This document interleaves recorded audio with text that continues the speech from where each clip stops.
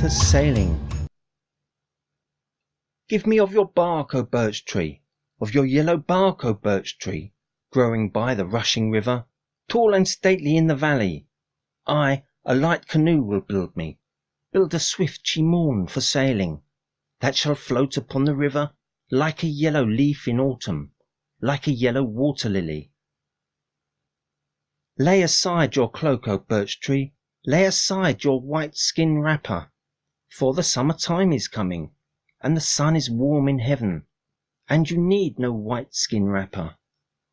Thus aloud cried Hiawatha, in the solitary forest, by the rushing Taquamenaw, when the birds were singing gaily, in the moon of leaves were singing, and the sun, from sleep awaking, started up and said, Behold me, Geesis, the great sun, behold me. And the tree, with all its branches, rustled in the breeze of morning, saying with a sigh of patience, Take my cloak, O Hiawatha. With his knife the tree he girdled, just beneath its lowest branches. Just above the roots he cut it, till the sap came oozing outward. Down the trunk, from top to bottom, sheer he cleft the bark asunder. With a wooden wedge he raised it, stripped it from the trunk unbroken. Give me of your boughs, O cedar, of your strong and pliant branches, my canoe to make more steady, make more strong and firm beneath me. Through the summit of the cedar went a sound, a cry of horror, went a murmur of resistance, but it whispered, bending downward, Take my boughs, O Hiawatha.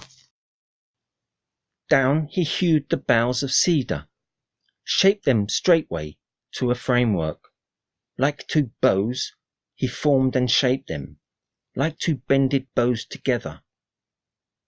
Give me of your roots, O tamarack, of your fibrous roots, O larch tree, my canoe to bind together, so to bind the ends together, that the water may not enter, that the river may not wet me. And the larch, with all its fibres, shivered in the air of morning, touched its forehead with its tassels, said with one long sigh of sorrow, Take them all, O Hiawatha. From the earth he tore the fibres, tore the tough roots of the larch tree, closely sewn the bark together, bound it closely to the framework. Give me of your balm, O fir tree, of your balsam and your resin, so to close the seams together, that the water may not enter, that the river may not wet me.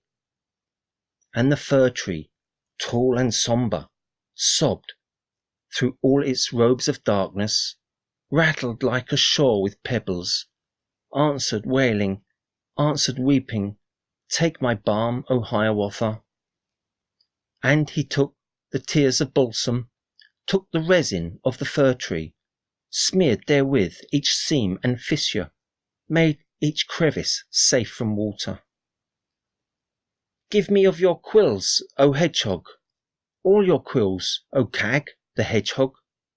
I will make a necklace of them, make a girdle for my beauty, and 2 stars to deck her bosom. From a hollow tree the hedgehog, with his sleepy eyes looked at him, shot his shining quills like arrows, saying with a drowsy murmur, through the tangling of his whiskers, Take my quills, O Hiawatha. From the ground the quills he gathered, all the little shining arrows, stained them red and blue and yellow, with the juice of roots and berries. Into his canoe he wrought them, round its waist a shining girdle, round its bows a gleaming necklace, on its breast 2 stars resplendent. Thus the birch canoe was builded, in the valley by the river, in the bosom of the forest, and the forest's life was in it, all its mystery and its magic, all the lightness of the birch tree, all the toughness of the cedar, all the larch's supple sinews, and it floated on the river like a yellow leaf in autumn, like a yellow water lily. Paddles none had Hiawatha, paddles none he had nor needed, for his thoughts as paddles served him, and his wishes served to guide him. Swift or slow, at will he glided, veered to left or right at pleasure. Then he called aloud to Kwasind, to his friend the strong man Kwasind, saying, "Help me clear this river of its sunken logs and sandbars."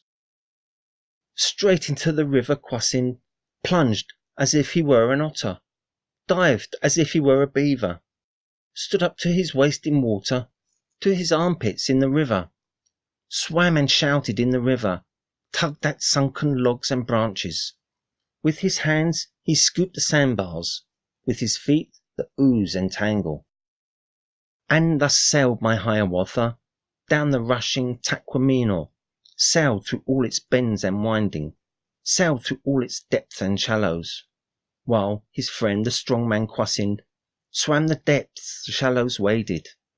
Up and down the river went they, in and out among its islands, cleared its bed of roots and sandbar, dragged the dead trees from its channel, made a passage safe and certain, made a pathway for the people, from its springs among the mountains, to the waters of Palwating, to the bay of Taquamenaw.